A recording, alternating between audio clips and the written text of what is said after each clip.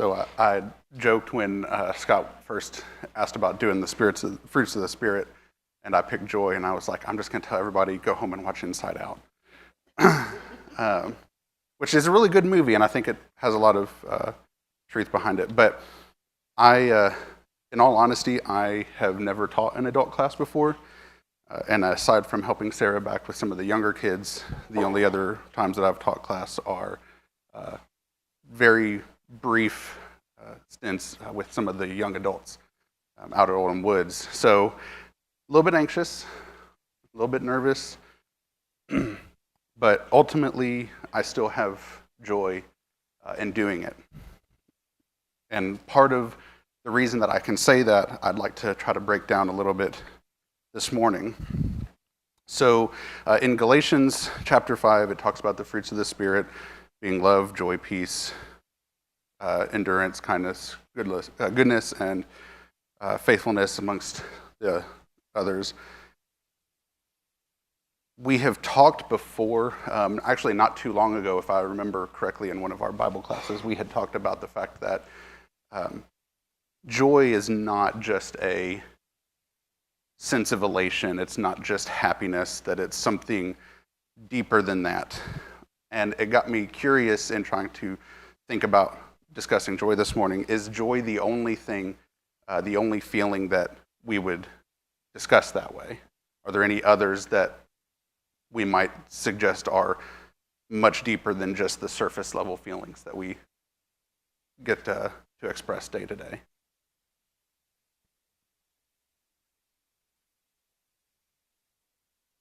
Was it love? That was the number one thing that I wrote down.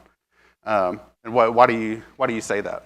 What makes it similar to the kind of underpinnings that we give joy?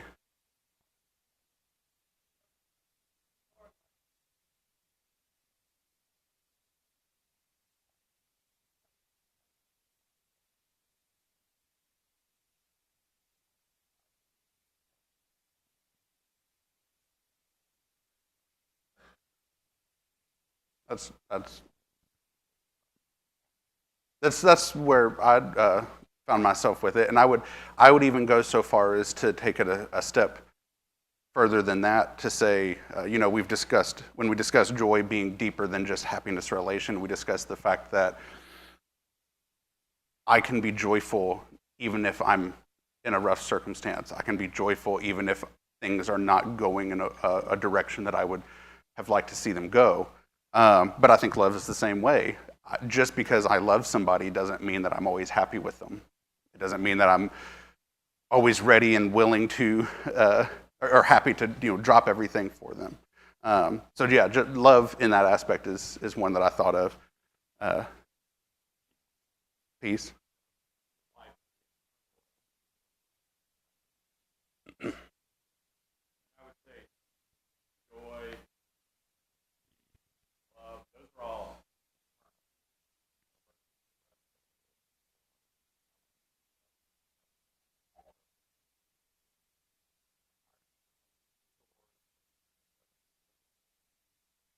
I agree. Um, to add on to that, so the second one that I wrote down was compassion. Um, Being compassionate to others doesn't always require us to agree with the person that we're trying to be compassionate with. It doesn't mean that we always hold them in the highest regard. But the more and more that I started thinking about what other kind of deep-seated feelings we might treat that way, I was actually looking at the rest of the list in Galatians, and I think a lot of them tend to be that way. Compassion itself, I thought about from the fact that, as you mentioned, some of these are aspects of how the world sees us treat people, but I think compassion is kind of a culmination or a accumulation of some of the other ones that are listed: gentleness, kindness, but none of them require that overarching feeling of goodness. There's going to be things that we express day to day or feel day to day that don't overwrite the fact that we might be loving, compassionate, gentle, kind, that sort of thing. So the only one I had a little bit of trouble with was self-control, but I think the other ones kind of fall in line in that regard. So in discussing that, going back to the list, if joy is like this, if the other fruits are like this, what does it actually mean about the nature of the fruits of the Spirit? We have clearly identified that they are not just an overarching, I feel this way all the time. I guess let me rephrase the question. Are they something that we do to manifest ourselves, or are they something that stems from some other source?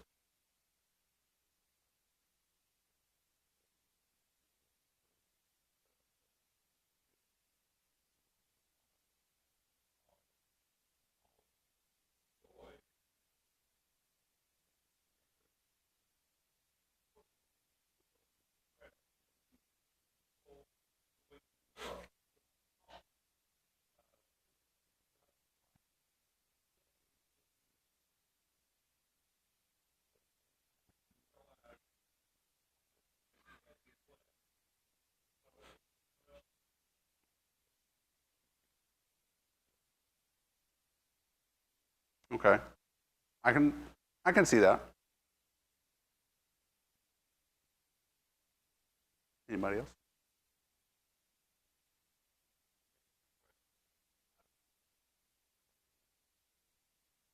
So It's like your DNA, like a Christian DNA.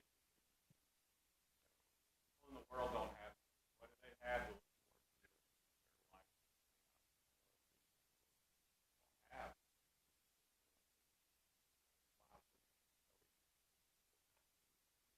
Produced from the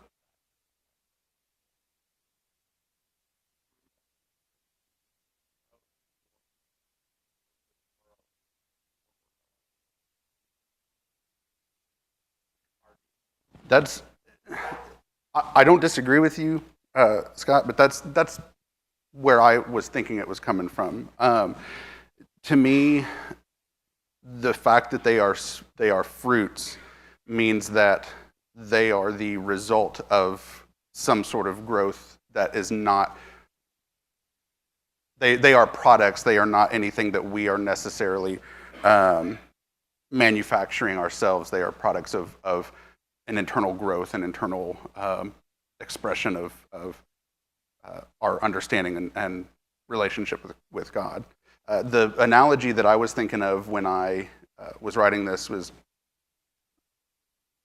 my father, both my parents, but my father instilled in me a very strong sense of work ethic. And it was wild to me to go out into the world and see people who literally show up to a job expecting, regardless of what they do, to get a paycheck. And it has gotten to the point where it is now such a part of me that I recently took another position at work, and I have spent the last 2.5 months in training because they're so backlogged. And I go in right now basically every day and just sit there for 8 hours. And it kills me because in my brain, regardless of whether or not I like my job or I have rough days,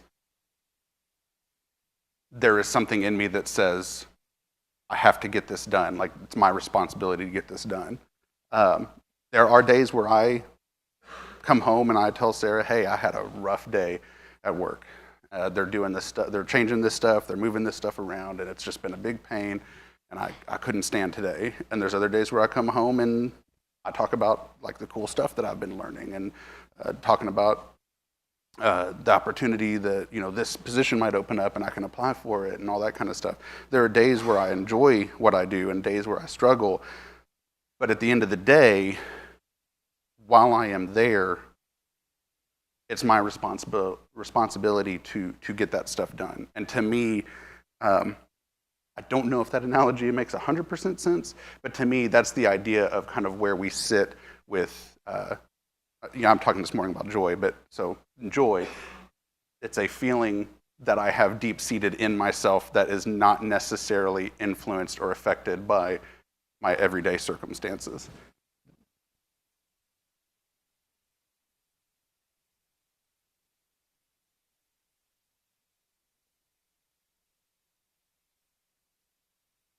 I'm sorry, I didn't catch the end of that. Those three have what?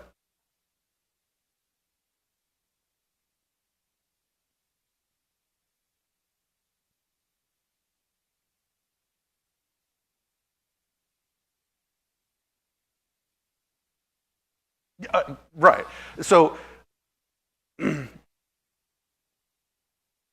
so they come to us from, if I'm understanding you correctly, they come to us from an understanding that we are part and parcel in our relationship with God. Like they specifically spring forward from that.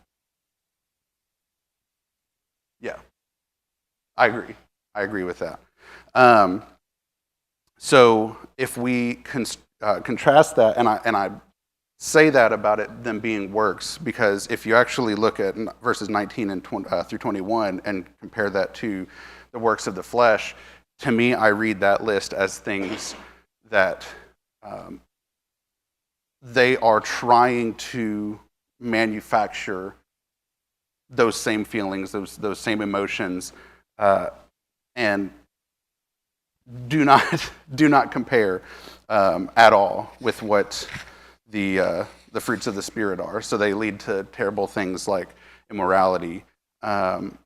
So that to me is kind of where that breakdown between what is a fruit of the spirit granted to us just by living godly and understanding, what that relationship means, versus somebody who might be trying to expressly manufacture that same feeling.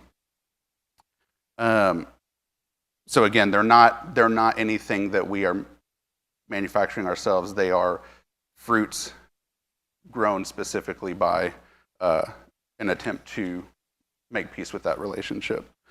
I do find it interesting that you brought up joy being listed second. So joy is second only to love, and I'm curious if there is any thoughts on why.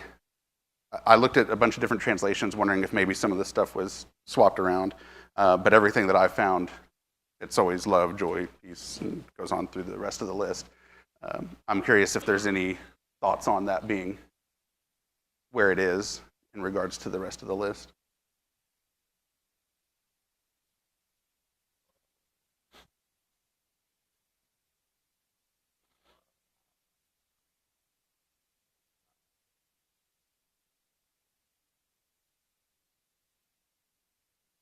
I don't disagree with that in the slightest.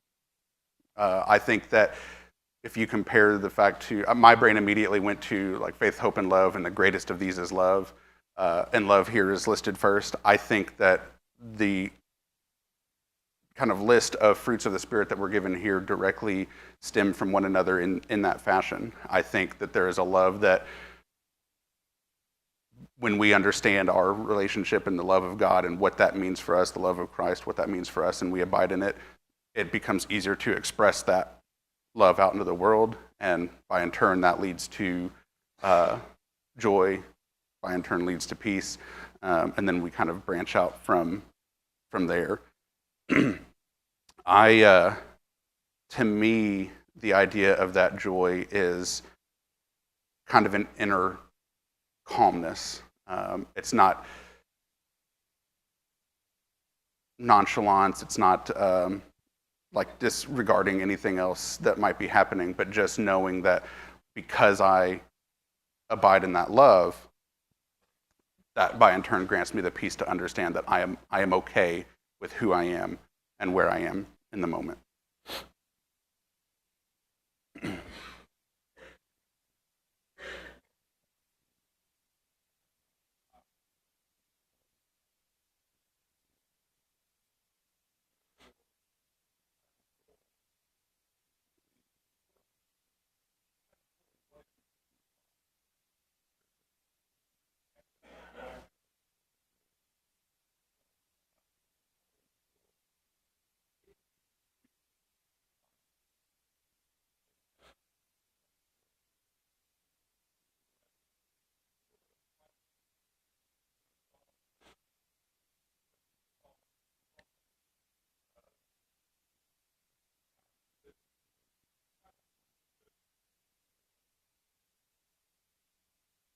I agree. We'll touch on that a little bit here in a minute. Um, so for the next kind of section, I want to touch base with some scriptures that reference joy and rejoicing and kind of see where that lines up with what we've discussed. So over in Nehemiah 8, specifically in verse 10, it says, "The joy of the Lord is your strength." But in the context of what is going on in that situation, they have finished rebuilding the wall, and now they're being read the law, and they're being told, rejoice, like be glad, like the joy of the Lord is your strength. I have to imagine that there was a lot of backbreaking time that went into rebuilding the wall. And by expansion of that, I would have woken up tired some days, been upset with the situation, maybe felt some days a little bit lazier than others. But ultimately, understanding what the rebuilding of the wall meant, is there perseverance through those feelings? I'm assuming so. And they're being told directly that that perseverance, that understanding is stemming from you have the strength of being part of the wholeness of God. You have the strength of having that relation specifically with Him. So, to me, I'd count that as joy. In Psalms, I'm looking at Psalm 16 and Psalms 30. David ends both of those Psalms with talking about finding joy in the Lord. But if you read through them, he spends the entire Psalms talking about nothing that I have is from me. You are the one who has rescued me from everything. So none of what David is discussing with him, he took actions in his life for sure, but he also dealt with countless hardships from his youth. So to say that he has joy in the Lord means that it doesn't stem from anything that he's done. It stems entirely from the fact that he always rooted himself first and firmly as a follower of God. Are there any other examples that anybody can think of or would suggest?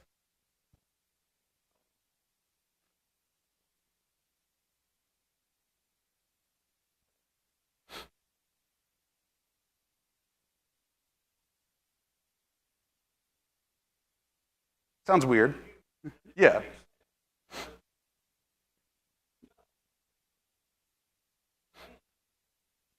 No, you're right.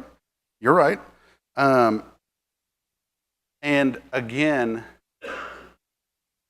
so I have James down. I have James 1, 2. But specifically, finding joy in that suffering is because of what God is building in us. It's not anything that we're doing. It's that perseverance through all of that, knowing that there is something deeper that's being brought to the surface through that. Right.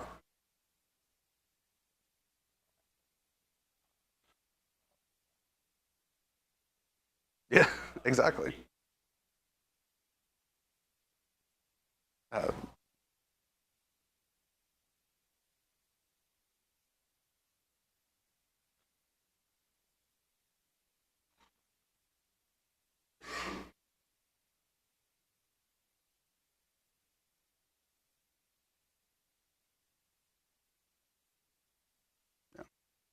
100%.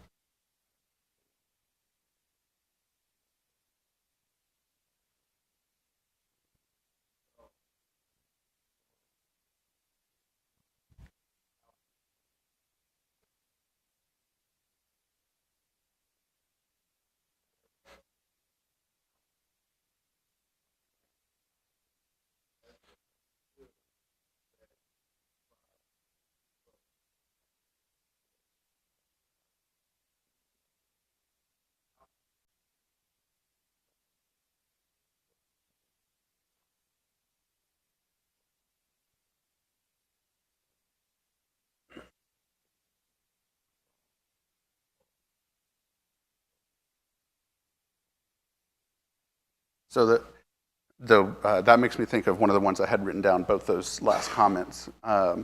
In John 16, starting in verse 20, he talks about, I'll just read it here. It says, "A woman giving birth to a child has pain because her time has come, but when her baby is born, she forgets the anguish because of the joy of a child is both, because of her joy that a child is born into the world." And I know that we have adopted both of our children, but as parents, to me, that still relates to the idea that, like, there's days where children are hard. Those who have given birth, I do not ever want to try to experience, like, I'm glad that I've never been a woman that has experienced childbirth. But I don't think that there's any woman in the world who has wanted that child that suffered enough to say, this isn't worth it. And I think that kind of idea of what is it bringing forth in us, that to me, I read that and I was like, that's the exact idea behind what that deep-seated joy is.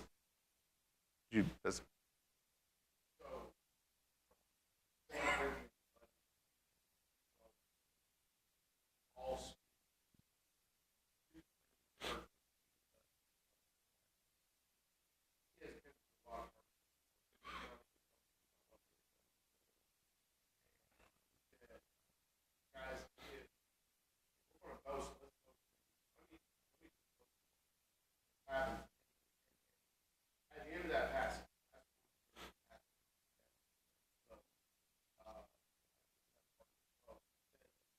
I will most gladly, joyfully in my Jesus.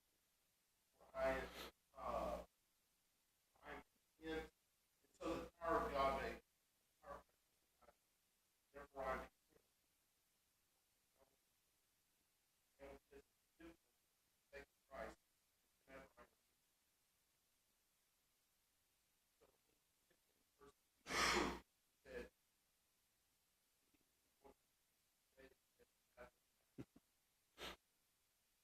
Isn't that wild? Like, to tell somebody, I know that your life is terrible right now, but be joyful.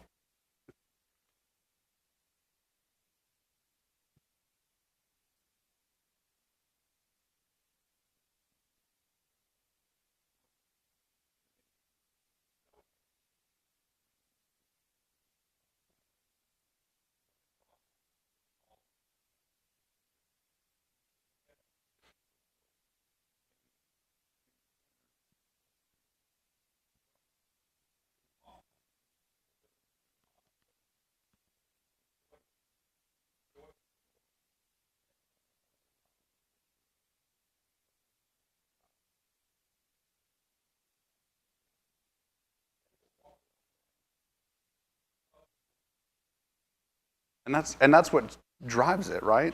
Like, having that, starting with that love, having that leads to that deep-seated joy.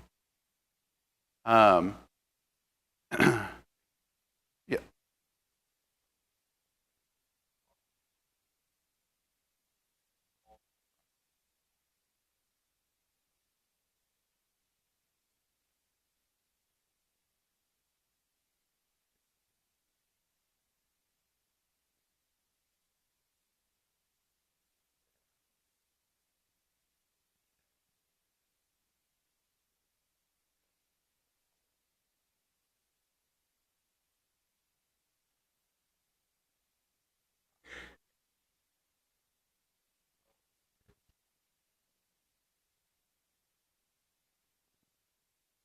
I agree.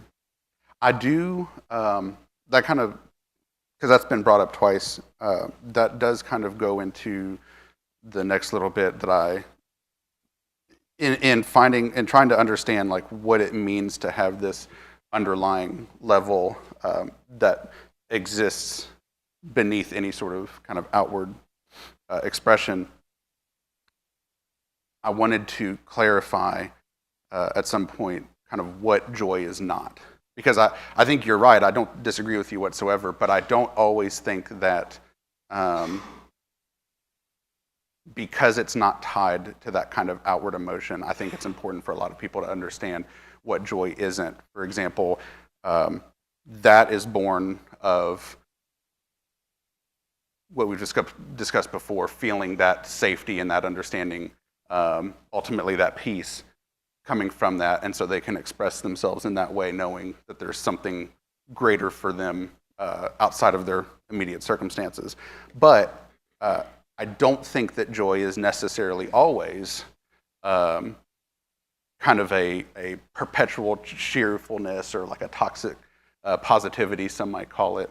I think that Scripture tells us plenty of times, as has been brought up before, rejoice in your suffering. I don't know that that always means that I have to be singing at midnight when I'm in prison. I think it is possible to, very easily possible to understand that I can be sad. I can be, have moments of feeling downtrodden, but still ultimately know that whatever is driving that specific instance of emotion is still backed by an understanding that this world's not my home, I'm just a passing through.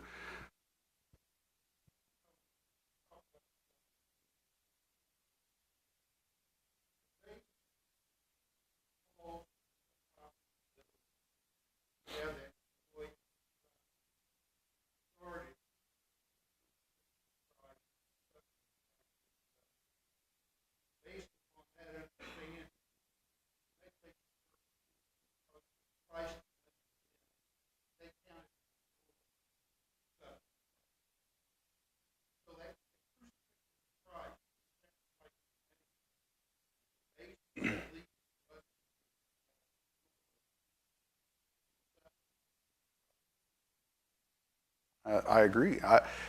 To me, I think that is part of the understanding. The joy, being able to tell myself, this hurts, but I am okay with it because I know that there is something greater for me. A lot of that does stem from that idea of like, if the Christ that came and saved me was able to go through all that, then I should be able to do that as well. No, I agree with that wholeheartedly. Oh,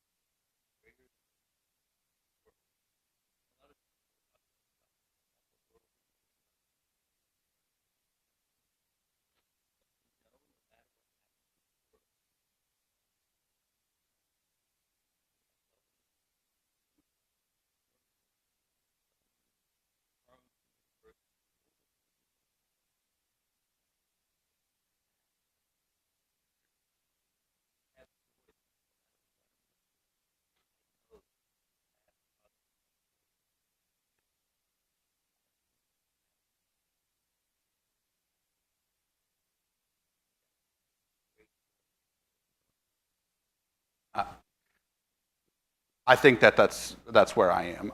That inner calmness that I discussed before. I think sometimes, and again, this is something that joy is not. I mentioned before that kind of nonchalance. I think I suffer sometimes from feeling like I'll tell myself that it's joy, that it's peace, that it's calmness, and really it's just like get me through the day. But I think you're right. I think that there's a joy in understanding that nothing here is going to do, nothing external is going to happen to me that's going to, if I abide in Christ, is going to change that.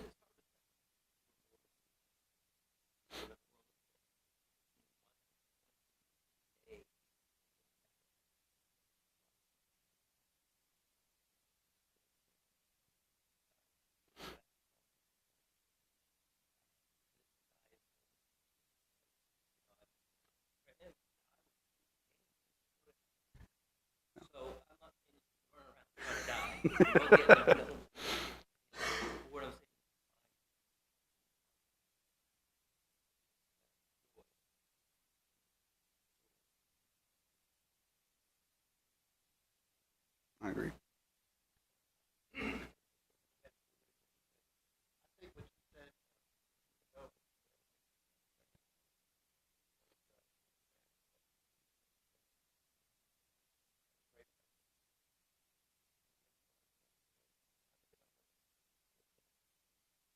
you've all said this before. Think about, back then, this was like probably standing in other places, locked up. So imagine whole place sitting in a place like this. And the only thing they can do is find some door to get back to their not going to let them close. Say what you said. Sad. But ultimately,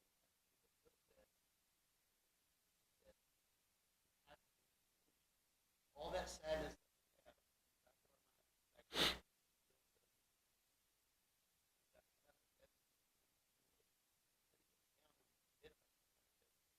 joy has nothing to do with it. Still be sad, but sad. Just sorrow.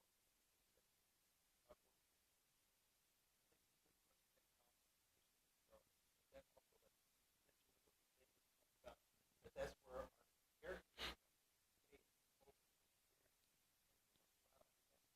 trials create character. So all those things are good. But to think about this, whenever you're down and out, remember you're not sitting in the prison, somebody else in the dark, chained to a wall, water running, and your rat set. That doesn't affect what joy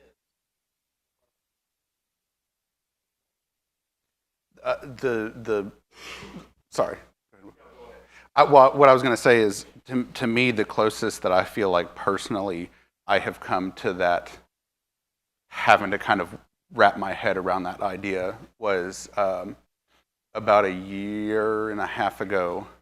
I tried to put in for a position at work that I had tried to get multiple times, and they gave it to somebody else again.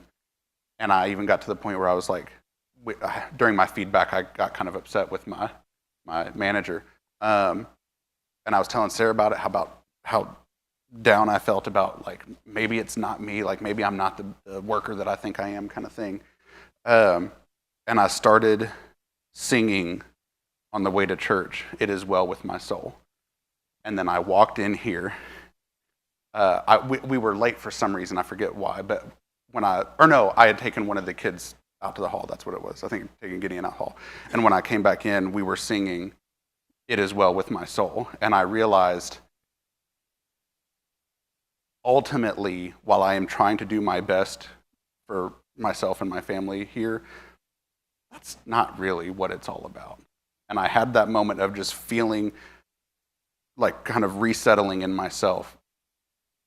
I have so much joy to be thankful for that doesn't revolve around the fact that I failed today or I'll fail tomorrow or however that plays out for the rest of my life. But no, I 100%.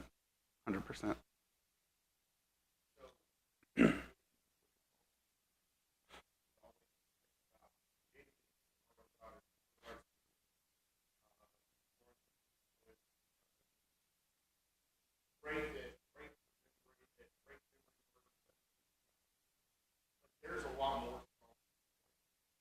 First one has personal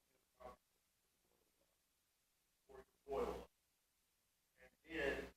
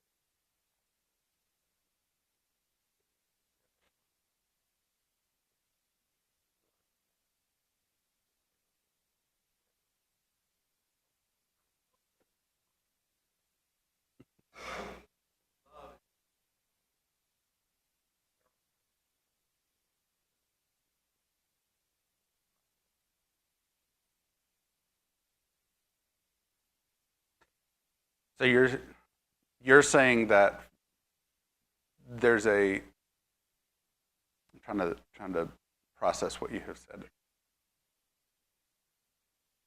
because the way that I kind of broke this down, or my understanding of it was, I feel like is the opposite of that, is that the expression of your life comes from the fact that you do have these things, but you're saying your thought process is that they're not something that you have until the moment in which you're able to.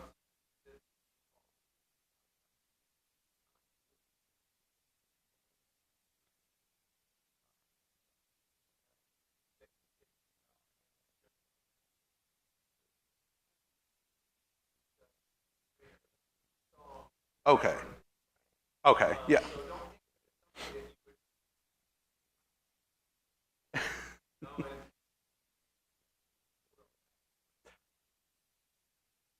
So if I'm understanding you correctly, I agree. I don't think it's something where like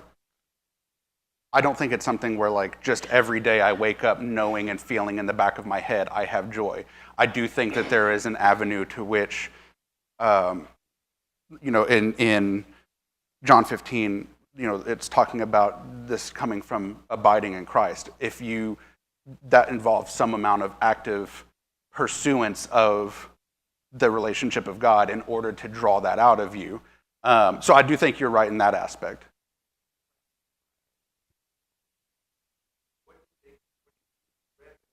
Right.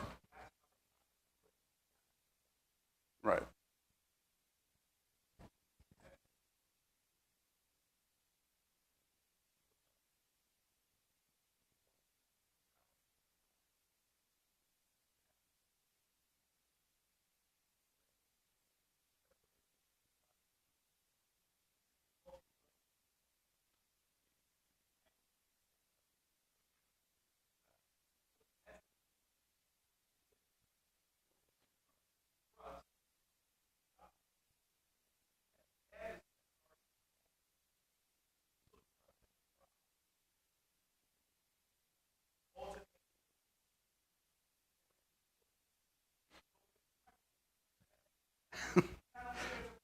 No, I don't think so.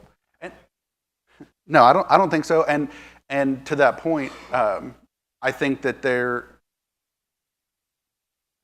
that trust in God, going back to abiding in Him, to reading and studying, that all builds off the fact that I'm trusting that what I have been told, what I am studying, is all leading to that.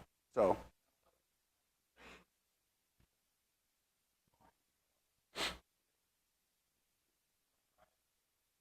yeah, yeah.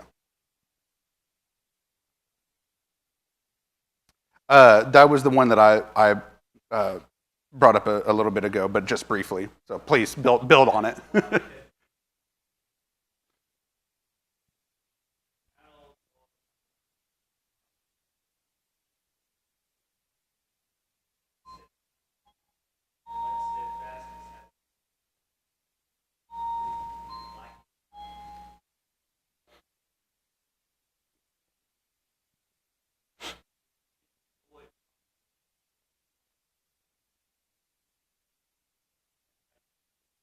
Yeah,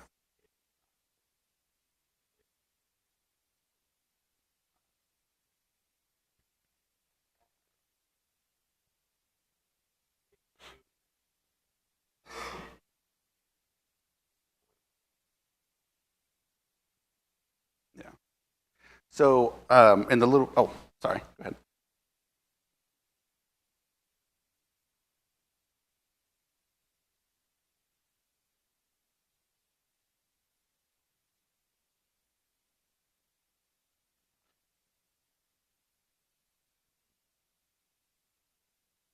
Agree. Oh, okay.